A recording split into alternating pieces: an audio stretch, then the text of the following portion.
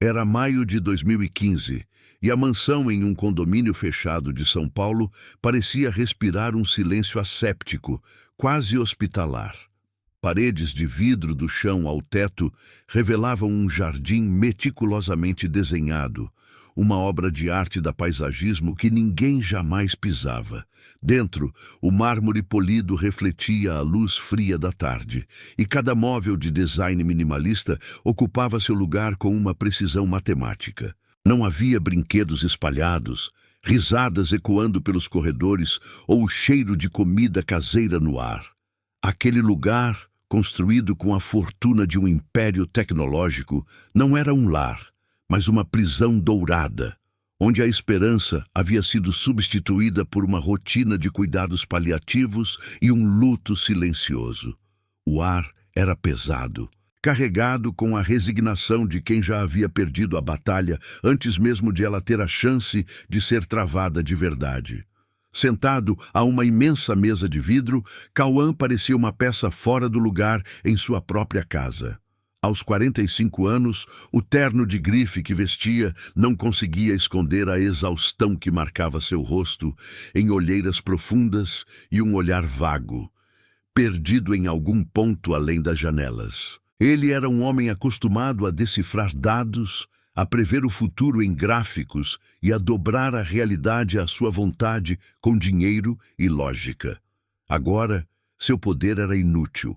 À sua frente, o Dr. Ezequiel, um neurologista de renome, falava com uma calma cirúrgica, apontando para exames exibidos em um tablet. As imagens coloridas do cérebro de suas filhas eram como sentenças de morte para um pai que já não sabia mais como lutar. O médico representava a ciência, a autoridade, a palavra final que selava o destino de Mirella e Melissa. A frase que finalmente quebrou o que restava de Cauã foi dita sem qualquer traço de emoção. "Atingimos um platô irreversível", declarou o Dr. Ezequiel, deslizando uma pasta com documentos sobre a mesa. "Todos os tratamentos convencionais falharam. Meu conselho, como profissional, é que o senhor aceite a realidade e comece a pensar em uma instituição de cuidados de longo prazo. É o melhor para elas." Cada palavra era um golpe, uma pá de terra jogada sobre o caixão de suas esperanças. Aceitar a realidade. Para um homem que construiu sua vida mudando realidades, aquela sugestão era a humilhação final. Sua mão tremia levemente ao se aproximar da caneta. Desistir. Era isso que a ciência, em toda a sua sabedoria, pedia dele. Um simples autógrafo para encerrar a luta de suas filhas de 7 anos. No exato instante em que a ponta da caneta estava prestes a tocar o papel, uma batida firme na porta do escritório interrompeu o silêncio. Sem esperar por uma resposta, uma mulher entrou. Suas roupas eram simples, o cabelo preso num coque funcional, e seu olhar era direto, intenso, desprovido da polidez artificial daquele mundo. Era Agnes, a fisioterapeuta indicada por uma enfermeira, a última carta de um baralho que Cauã nem sabia que ainda tinha. Ela ignorou a presença intimidadora do médico e se dirigiu diretamente a ele, colocando sobre a mesa um plano de tratamento impresso em folhas comuns. Sua voz era calma, mas carregada de uma convicção que parecia fora de lugar naquele ambiente de derrota. "Eu não prometo uma cura", disse ela, "mas eu prometo uma luta, uma última chance de verdade." O olhar do Dr. Ezequiel era uma mistura de desprezo e piedade profissional. Ele recolheu seus pertences da mesa de vidro, ajustou o nó da gravata e, sem se dirigir a Agnes, lançou a Cauã uma última advertência velada. "Sentimentos podem ser perigosos, Sr. Cauã. Eles nublam o julgamento e dão margem a falsas esperanças, que são a forma mais cruel de tortura." Com essas palavras, ele se retirou, deixando para trás um vácuo de autoridade e um silêncio carregado de possibilidades. Cauã não o observou sair. Seus olhos estavam fixos no plano de tratamento de Agnes. nas folhas de papel sulfite que pareciam tão insignificantes, mas que continham mais vida do que todos os exames coloridos e gráficos de Platô. Naquele instante, ele não tomou uma decisão baseada em lógica ou dados, mas em um instinto primal de pai. Ele assentiu lentamente, um único gesto que selou o destino de todos eles. Nos dias que se seguiram, a mansão fria e silenciosa passou por uma metamorfose radical. Onde antes havia um sofá de design italiano de valor incalculável, agora se estendia um tatame de borracha denso. Esculturas abstratas deram lugar a barras paralelas de aço, e o sistema de som ambiente, que antes tocava música clássica para cômodos vazios, foi substituído por equipamentos de fisioterapia de última geração. Cauã não poupou despesas, importando tecnologia da Alemanha e de Israel, transformando uma ala inteira de sua casa em um centro de reabilitação particular. O cheiro asséptico de limpeza foi sobreposto pelo odor característico de material de exercício e pelo suor do esforço. Aquele espaço, antes um mausoléu da riqueza, começava a pulsar com o ritmo de uma luta desesperada, um santuário dedicado à mais frágil das esperanças. As primeiras semanas foram um mergulho na dura realidade. As sessões com Agnes eram longas, metódicas e, acima de tudo, dolorosas. Mirella e Melissa, tão frágeis em suas cadeiras de rodas, enfrentavam cada exercício com uma resignação silenciosa que partia o coração de Cauã. Ele assistia de longe, sentado em uma poltrona no canto da sala, sentindo-se um espectador inútil de uma batalha que não sabia como lutar. Via os músculos de suas filhas tremerem de exaustão, os rostos contraídos em caretas de dor, e ouvia os gemidos baixos que elas tentavam reprimir. Agnes, por sua vez, era um dínamo de calma e firmeza. Sua voz nunca se alterava, oferecendo encorajamento constante, ajustando um membro aqui, massageando um músculo ali. Sua presença, uma âncora de profissionalismo em meio àquele mar de sofrimento e incerteza. O método de Agnes era baseado em repetição exaustiva e estímulos neurológicos precisos. Ela não buscava grandes movimentos, mas sim a faísca inicial, o sinal elétrico que viaja do cérebro ao músculo. Passava horas movendo passivamente as pernas das meninas, descrevendo para elas cada sensação, pedindo que visualizassem o movimento, que tentassem, com toda a força de suas mentes, enviar um comando. Sinta o chão, Melissa. Imagine seu calcanhar tocando o tatame. Apenas imagine, dizia ela, com uma paciência infinita. Para Cauã, aquilo parecia uma tortura inútil. Um ritual sem sentido que apenas prolongava a agonia. A lógica de seu cérebro de programador gritava que aquilo era um erro, que ele estava se apegando a uma fantasia vendida por uma mulher cuja única credencial era a convicção em seu olhar. Foi Agnes quem quebrou a barreira. Numa tarde particularmente difícil, ela se virou para Cauã e disse, de forma direta: "Elas precisam do pai, não de um patrocinador. Preciso de suas mãos aqui." Hesitante, ele se levantou. Sua primeira tarefa foi simplesmente segurar o pé de Mirella enquanto Agnes trabalhava na articulação do joelho. O contato foi um choque.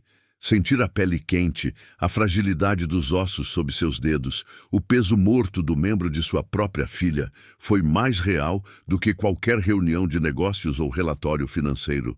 Aos poucos, ele deixou de ser um espectador. Passou a ajudar a posicioná-las, a secar o suor de suas testas, a sussurrar palavras de incentivo que ele mesmo mal conseguia acreditar. Estava se reconectando a elas através do toque, da dor compartilhada e do esforço conjunto. Houve um dia em que Melissa, exausta após 3 horas de exercícios, simplesmente desabou em um choro silencioso e convulsivo.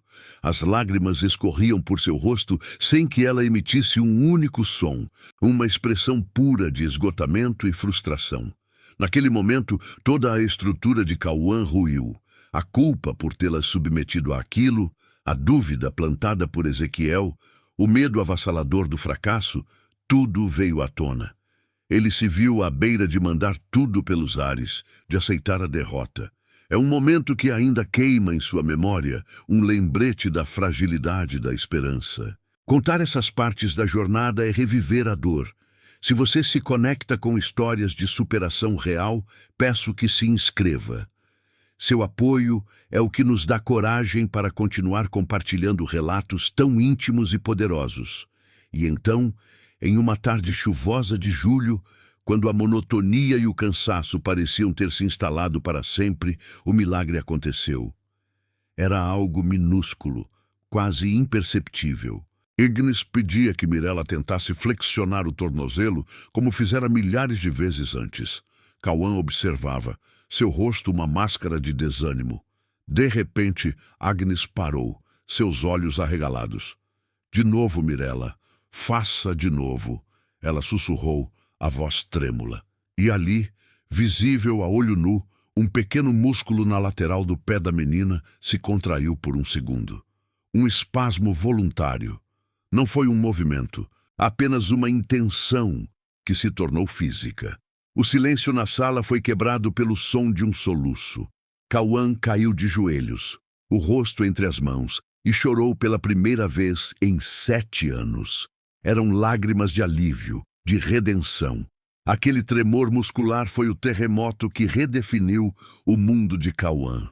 A esperança, antes uma chama vacilante, agora era uma fogueira. Ele não era mais um pai em negação, sendo explorado por uma charlatã. Ele era o comandante de uma guerra que acabara de vencer sua primeira batalha.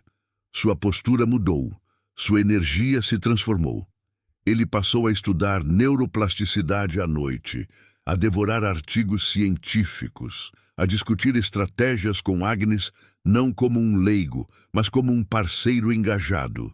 Aquele momento provou que a ciência de Ezequiel não era uma sentença, mas apenas uma opinião. E foi ali, naquele chão frio da mansão, que a verdadeira luta começou. É por instantes como esse que sinto a necessidade de compartilhar essas jornadas. A sua inscrição ajuda a levar essa mensagem de esperança para mais pessoas que precisam de um motivo para acreditar. A notícia do progresso, por menor que fosse, viajou rápido. Cauã, em sua euforia, cometeu o erro de compartilhar a novidade com um parente próximo, que por sua vez comentou com outro, até que a informação chegou aos ouvidos de quem menos deveria, o doutor Ezequiel. Para o renomado neurologista, aquilo não era uma boa notícia, mas um insulto direto à sua autoridade e ao seu diagnóstico final.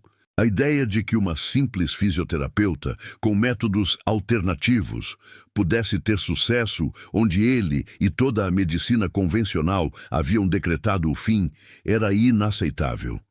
Seu orgulho ferido rapidamente se transformou em uma hostilidade fria e calculada. A guerra, antes travada dentro das paredes da mansão, estava prestes a ganhar um campo de batalha muito maior e mais perigoso. A retaliação de Ezequiel não veio na forma de um debate científico, mas de uma campanha de difamação sutil e venenosa. Ele começou a ligar para colegas e para membros influentes do círculo social de Cauã, expressando sua profunda preocupação. Usava termos como charlatanismo, falsa esperança e abuso emocional. Pintava o quadro de um pai bilionário, fragilizado pelo luto, sendo manipulado por uma profissional ambiciosa e antiética.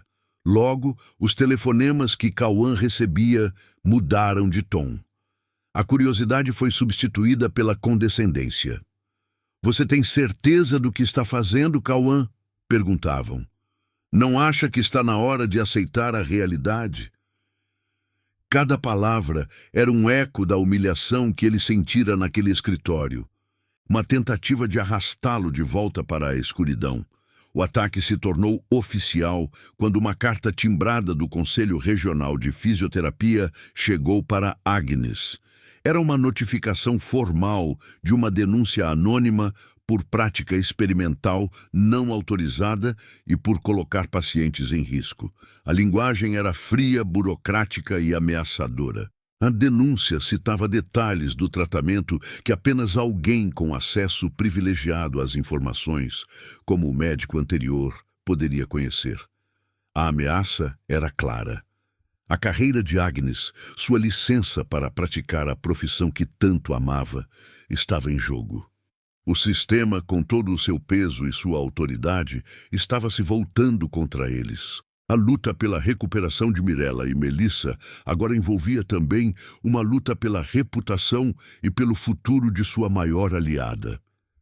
Cauã e Agnes se viram completamente isolados. A comunidade médica, influenciada por Ezequiel, lhes virou as costas. A família e os amigos, acreditando estarem agindo pelo bem dele, aumentaram a pressão para que ele desistisse daquele tratamento cruel. A mansão, que havia se tornado um santuário de esperança, agora parecia uma fortaleza sitiada.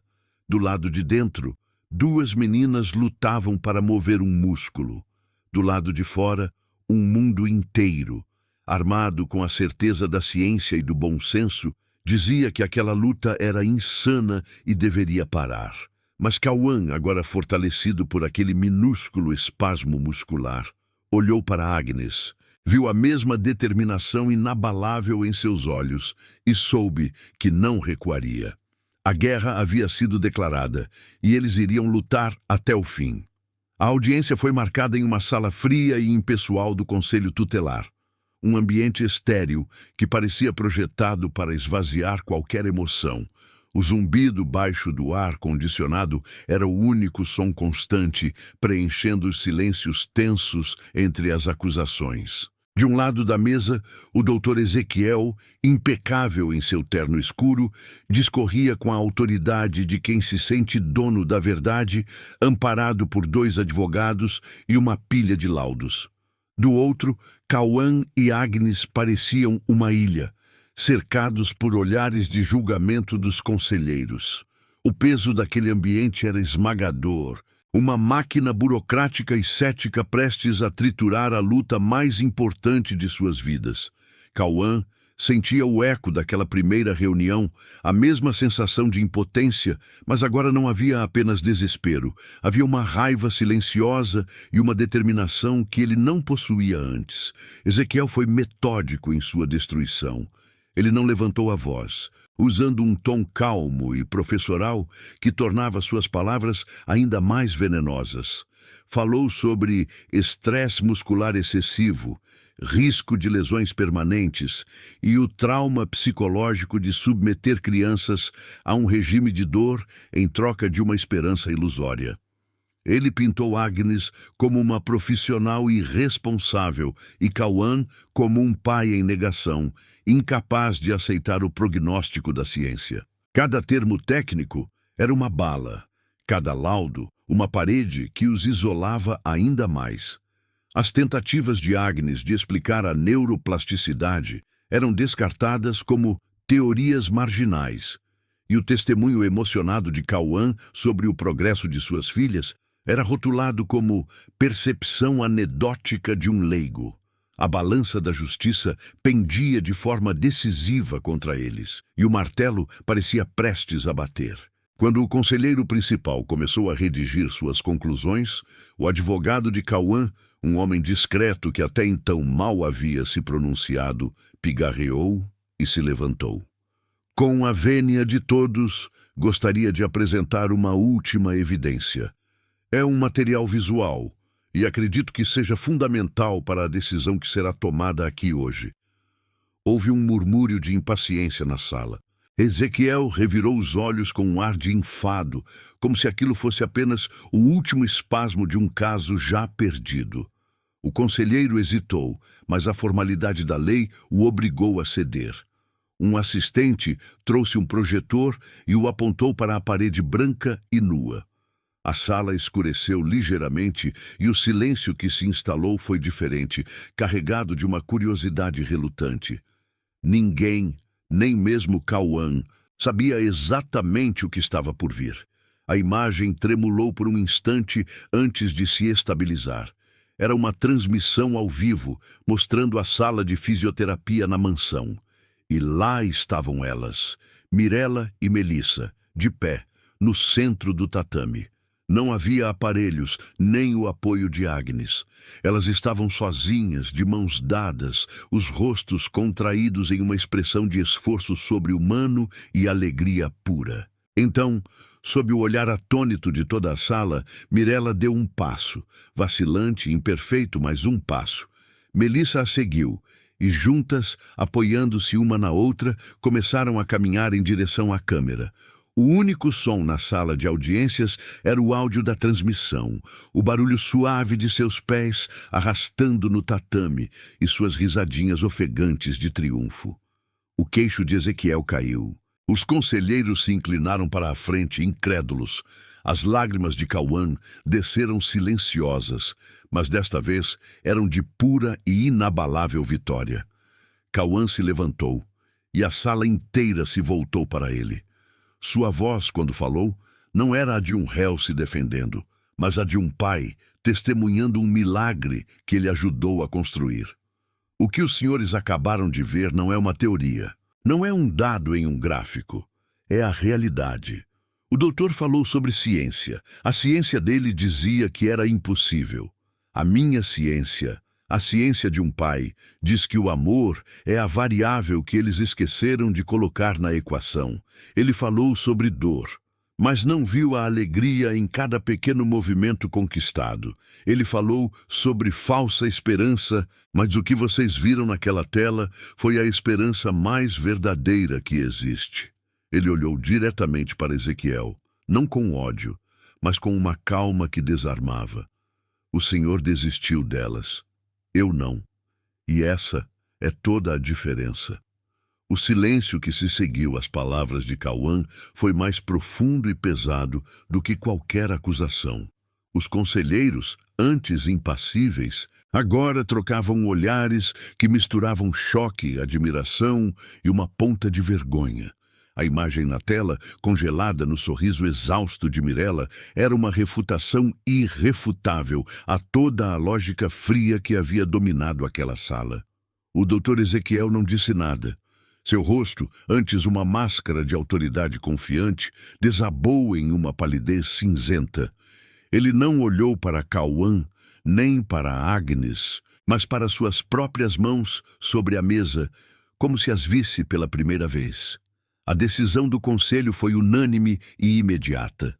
A denúncia contra Agnes foi arquivada sumariamente e uma recomendação formal para uma investigação sobre as práticas profissionais do Dr. Ezequiel foi emitida antes mesmo que ele conseguisse se levantar de sua cadeira.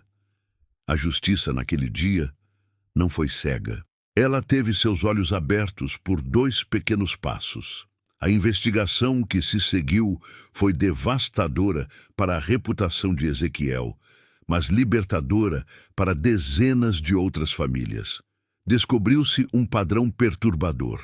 Diagnósticos pessimistas e definitivos eram frequentemente seguidos por recomendações para instituições de cuidados de longo prazo específicas, das quais o médico recebia comissões generosas.